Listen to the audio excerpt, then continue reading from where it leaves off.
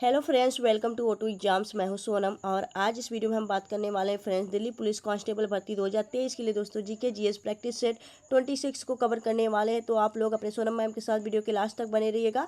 Friends, इस video में हम आप सबके लिए काफ़ी ज़्यादा इंपॉर्टेंट और सिलेक्टेड क्वेश्चन इंक्लूड किए हैं जो कि आप सबके एग्जाम पॉइंट ऑफ व्यू से काफ़ी ज़्यादा इंपॉर्टेंट है। तो आप लोग वीडियो के लास्ट तक बने रहिएगा। फ्रेंड्स, अगर आप हमारे चैनल पर नए विजिट किए हैं तो प्लीज़ चैनल सब्सक्राइब कर लें, O2 एग्जाम्स को और बेल आइकन प्रेस कर लें, जिससे कि हमारी वीडियो नोटिफिकेशन आप लोगों तक पहुंचती रहे और आप लोग अपनी कंटिन्यू रेगुलर प्रिपरेशन करते रहें। तो फ्रेंड्स, चलिए चलते हैं पहले क्वेश्चन की तरफ। पहला क्वेश्चन आपका है, आंध्र प्रदेश में विजयवाड़ा शहर किस नदी के तट पर स्थित है? तो आपका राइट आंसर हो जाएगा कृष्णा नदी के तट पर स्थित है आपका विजयवाड़ा शहर। अगर हम बात करेंगे कृष्णा नदी का उद्गम स्थल कहाँ से है, तो यह आपके महाराष्ट्र के महाबलेश्वर की पहाड़ियों से आपका कृष्णा नदी का उद्गम स्थल होता है। और यह अपना मुहाना कहाँ बनाती है, तो यह अपनी जो जल है वह बंगाल की खाड़ी में गिराती है। इस पर बनी परियोजना की बात करें तो अलमट्टी बांध परियोजना बनी है आपकी कृष्णा नदी पे। कहाँ पे, तो आपके कर्नाटक राज्य में। ठीक है, यहाँ पे हम बात करेंगे आंध्र प्रदेश के बारे में। तो आंध्र प्रदेश की राजधानी क्या है? अमरावती। यहाँ के मुख्यमंत्री हैं वाई एस जगनमोहन रेड्डी और यहाँ के गवर्नर कौन है? तो यस अब्दुल नाजिर हैं। ठीक है, चलिए आगे देखेंगे हम नेक्स्ट क्वेश्चन तरफ। अगला क्वेश्चन आपका है, रतवाई भारत की किस जनजाति से संबंधित एक नृत्य रूप है? तो आपका राइट आंसर हो जाएगा मेवाती। मेवाती जनजाति द्वारा आपका रतवाई एक नृत्य शैली है दोस्तों, नृत्य किया जाता है। आपका रतवाई नृत्य मेवाती जनजाति द्वारा किया जाता है। वहीं अगर हम बात करें मेवाती जनजाति पाई कहाँ जाती है राज्यों में, तो यह आपके कई राज्यों में पाई जाती हैं, जैसे आपके मध्य प्रदेश, उड़ीसा, महाराष्ट्र, राजस्थान, असम, वेस्ट बंगाल, इन जैसे राज्यों में आपका मेवाती जनजाति पाई जाती हैं। अगर हम बात करें कि सबसे ज़्यादा 2011 की जनगणना के अनुसार सबसे ज़्यादा जो आपकी जनजातियों की आबादी है दोस्तों, वह किस राज्य में है? तो वह आपके मध्य प्रदेश में सबसे ज़्यादा जनजाति पाई जाती हैं, याद रखिएगा। चलिए आगे देखेंगे हम नेक्स्ट क्वेश्चन तरफ। अगला क्वेश्चन आपका है, स्वतंत्र भारत के समय भारतीय राष्ट्रीय कांग्रेस के अध्यक्ष कौन थे? तो आपका राइट आंसर हो जाएगा JB कृपलानी। आपके भारत की स्वतंत्रता के समय 1947 में आपके भारतीय राष्ट्रीय कांग्रेस के अध्यक्ष थे। उसके बाद कौन बने? तो आपके पट्टाभी सीतारमैया आपके जो JB कृपलानी के बाद भारतीय राष्ट्रीय कांग्रेस के अध्यक्ष चुने गए थे।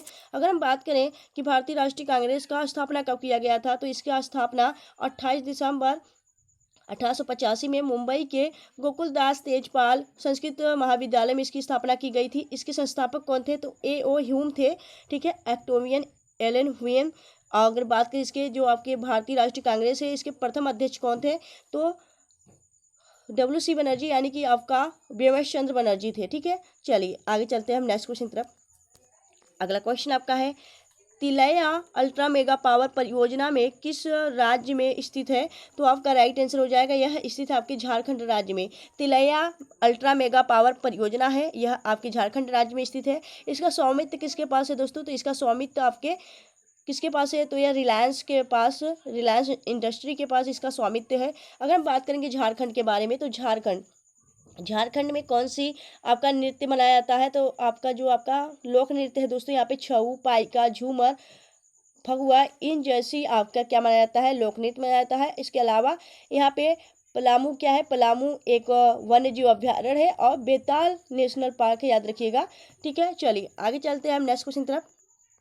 अगला क्वेश्चन आपका है, निम्नलिखित में से कौन एबोर्ड ऑफ लव पुस्तक के लेखक है? तो आपका राइट आंसर हो जाएगा नरेंद्र मोदी। भारत के प्रधानमंत्री नरेंद्र मोदी की यह पुस्तक है। इसके अलावा नरेंद्र मोदी की और भी पुस्तक है, जैसे कि आपके बच्चों की परीक्षाओं को लेकर एग्जाम वॉरियर, उन्हीं की पुस्तक लिखा गया है।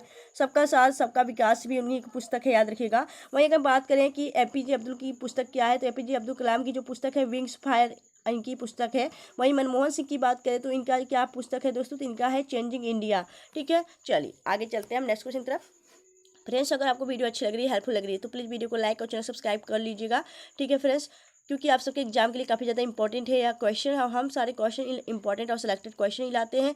आपको पता है दोस्तों कि सबसे ज़्यादा आपका दिल्ली पुलिस कांस्टेबल भर्ती में सबसे ज़्यादा आपका GK GS पूछता है, तो आपको पता होना चाहिए दोस्तों। आप अपनी कंटिन्यू प्रिपरेशन करते रहिएगा। ठीक है, आपके साथ O2 एग्जाम्स रेगुलर बना है। ठीक है, चलिए चलते हैं हम आगे नेक्स्ट क्वेश्चन तरफ। अगला क्वेश्चन आपका है, पंडित मदन मोहन मालवीय को डैश के नारे को लोकप्रिय बनाने का श्रेय दिया जाता है?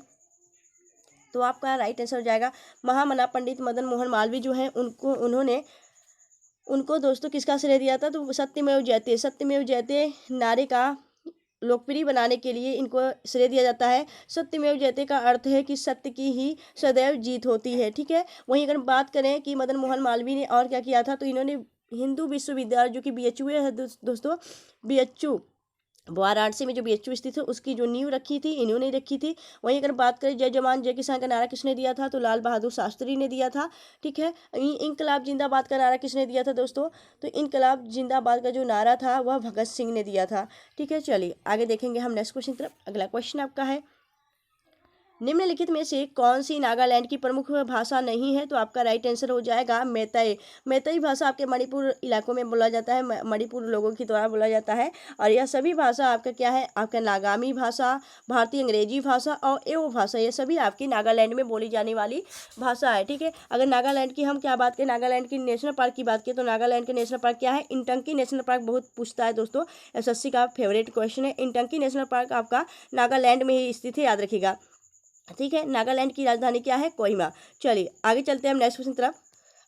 अगला क्वेश्चन आपका है, शेख ख्वाजा कुतुबुद्दीन बख्तियार काकी का दरगाह कहाँ स्थित है, तो आपका राइट आंसर हो जाएगा दिल्ली। दिल्ली में आपका शेख ख्वाजा कुतुबुद्दीन बख्तियार काकी का दरगाह स्थित है, ठीक है। अजमेर में किसका है दोस्तों, अजमेर शरीफ में किसका आपका है, तो अजमेर में किसका है, इसको आप हमें कमेंट सेक्शन में कमेंट करके जरूर बताएंगे। चलिए आगे देखेंगे हम नेक्स्ट क्वेश्चन तरफ। अगर वही बात करें आगरा को किसने बचाया था, तो आगरा को सिकंदर लोदी ने बसाया था, ठीक है। चलिए आगे देखेंगे हम नेक्स्ट क्वेश्चन तरफ। अगला क्वेश्चन आपका है, हड़प्पा सभ्यता के अंतर्गत हल से जोते गए खेत का साक्ष्य कहाँ से मिलता है, तो दोस्तों आपका राइट आंसर हो जाएगा कालीबंगा। काली बंगा का अर्थ है काली रंग की चूड़ियाँ, और जो आपके हल से जोते गए खेत का साक्ष्य मिला था वह कालीबंगा से मिला था। इसके अलावा यहाँ से तांबे की निर्मित औजार भी मिले थे, ठीक है। अगर हम बात करेंगे यहाँ पे कालीबंगा की खोज किसने किया था, तो 1952 में अमलानंद घोष ने इसकी खोज की थी कालीबंगा की, ठीक है। चलिए आगे देखेंगे नेक्स्ट क्वेश्चन तरफ। अगला क्वेश्चन आपका है, RK बीजापुरे निम्नलिखित में से कौन से वाद्य यंत्र बजाते थे, तो आपका राइट आंसर हो जाएगा हारमोनियम, ठीक है। यह हारमोनियम बजाया करते थे। वहीं अगर हम बात करें रावण हत्ता की, तो यह आपके राजस्थान की एक वाद्य यंत्र है रावण हत्ता।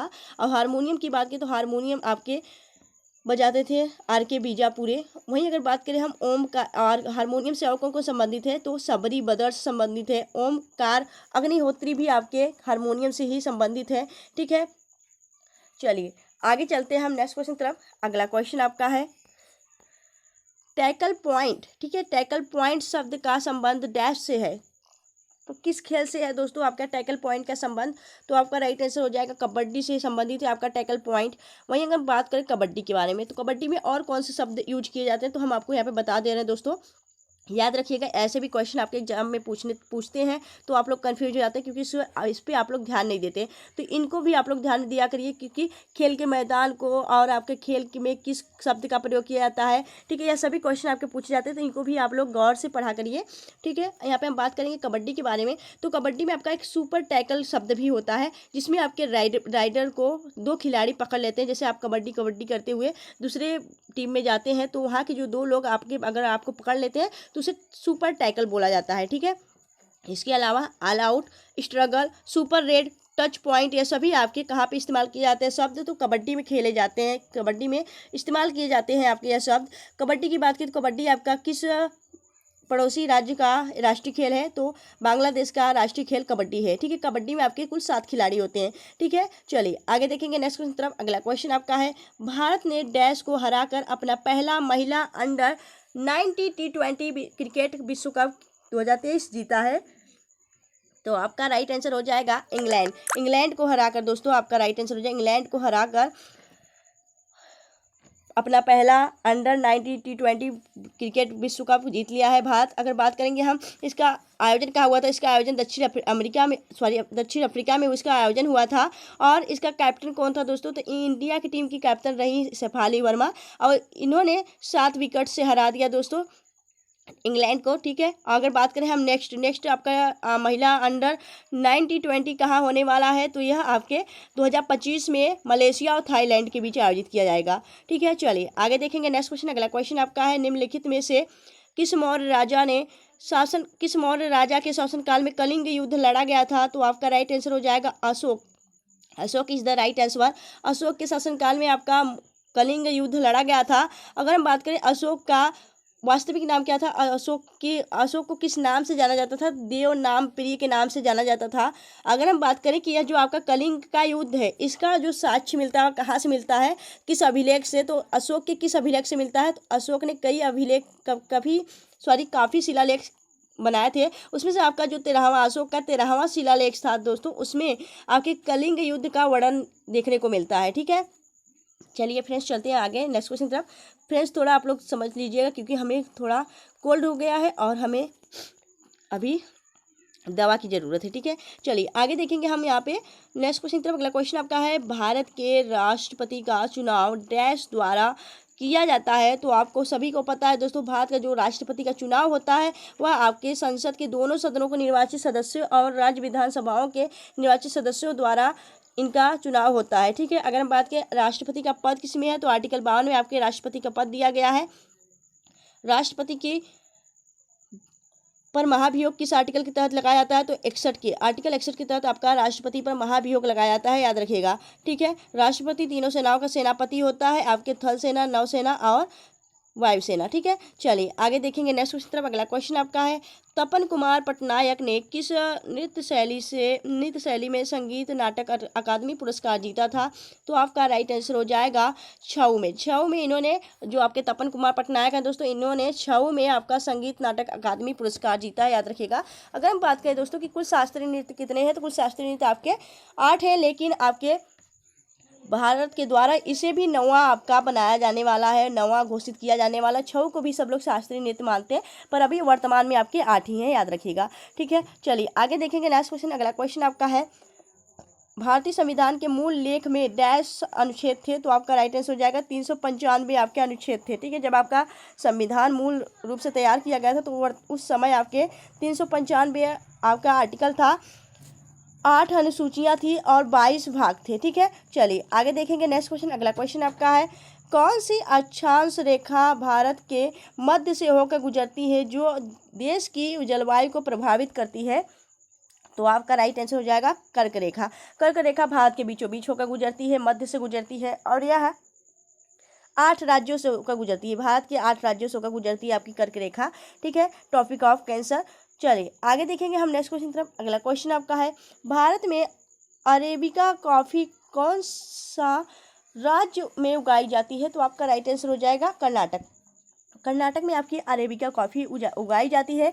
वहीं अगर हम बात करें विश्व में सबसे ज़्यादा आपका कॉफ़ी का उत्पादन कौन करता है, तो ब्राज़ील सबसे ज़्यादा आपका कॉफ़ी का उत्पादन करने वाला देश है विश्व में। अगर वही बात करें हम कि कॉफ़ी बोर्ड कहाँ स्थित है, आपके बेंगलुरु में स्थित है आपका कॉफ़ी बोर्ड। ठीक है, चलिए आगे देखेंगे नेक्स्ट क्वेश्चन। अगला क्वेश्चन आपका है, निम्नलिखित में से किस राज्य में दंपा टाइगर रिजर्व स्थित है, तो आपका राइट आंसर हो जाएगा दंपा टाइगर रिजर्व कहाँ स्थित है, तो यह आपके मिजोरम में स्थित है दंपा टाइगर रिजर्व।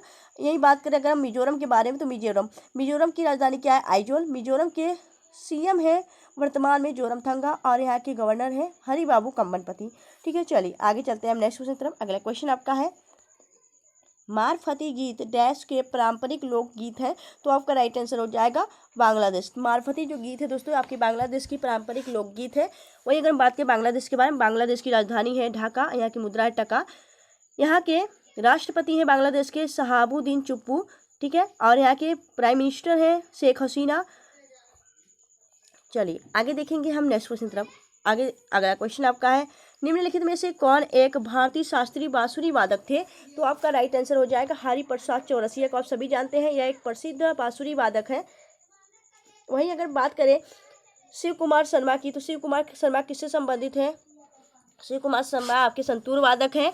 बिस्मिल्लाह खां आपके बिस्मिल्लाह खां आपके शहनाई वादक हैं और जाकिर हुसैन आपके तबला वादक हैं। ठीक है, चलिए आगे देखेंगे नेक्स्ट क्वेश्चन तरफ। अगला क्वेश्चन आपका है, दुनिया की पहली महिला प्रधानमंत्री कौन थी, तो आपका राइट आंसर है श्री माओ भंडार नायके, या श्रीलंका की प्राइम मिनिस्टर थी। यह दुनिया की पहली महिला प्रधानमंत्री है। अगर हम बात करें भारत की पहली महिला प्रधानमंत्री कौन थी, तो इंदिरा गांधी थी। ठीक है, चलिए आगे देखेंगे नेक्स्ट क्वेश्चन तरफ। अगला क्वेश्चन आपका है, गीतांजलि का अंग्रेजी अनुवाद प्रकाशित हुआ था तो किस वर्ष हुआ था दोस्तों, तो 1912 में आपका अंग्रेजी में इसे अनुवाद किया गया था। और गीतांजलि के पुस्तक के लिए आपका 1913 में आपका साहित्य का एशिया का सबसे पहला साहित्य का नोबेल पुरस्कार किसे दिया गया था, तो आपके रविन्द्रनाथ टैगोर जी को दिया गया था। और गीतांजलि से ही आपका लिया गया है जनगण मन का, जो कि आपके भारत का राष्ट्रगान है। अगर बात करें जो आपका राष्ट्रगान है जनगण मन का, उसे किस वर्ष गाया गया था, तो यह आपका किस वर्ष गाया गया था दोस्तों, 1911 में इसे कलकत्ता अधिवेशन में गाया गया था। ठीक है, चलिए आगे देखेंगे नेक्स्ट क्वेश्चन। अगला क्वेश्चन आपका है, निम्नलिखित कारागारों में से, ठीक है, कारागारों यानी आपके जेल में से, ठीक है, निम्नलिखित जेल में से या कारागारों में से किस एक में पंडित जवाहरलाल नेहरू ने अपनी प्रसिद्ध पुस्तक डिस्कवरी ऑफ इंडिया लिखी है। तो आपका राइट आंसर हो जाएगा अहमदनगर फोर्ट जेल जो था दोस्तों, वहाँ पे आपके चाचा नेहरू थे दोस्तों, उन्होंने डिस्कवरी ऑफ इंडिया एक पुस्तक लिखी थी, याद रखिएगा। वहीं की हम बात करें बड़ौदा जेल में क्या हुआ था, बड़ौदा जेल में आपके गांधी जी और भीमराव अम्बेडकर जी के द्वारा पूरे क्या हुआ था, एक आपका पूरे समझौता हुआ था, याद रखिएगा। हाँ, बड़ौदा जेल में याद रखिएगा आप लोग, महात्मा गांधी और उनके बीच क्या हुआ था, अभी याद नहीं आ रहा। चलिए आगे चलते हैं हम नेक्स्ट क्वेश्चन की तरफ। अगला क्वेश्चन आपका है, संगराई भारत के किस राज्य का एक लोक नृत्य है। तो आपका राइट आंसर हो जाएगा, यह त्रिपुरा का एक लोक नृत्य है आपका संगराई।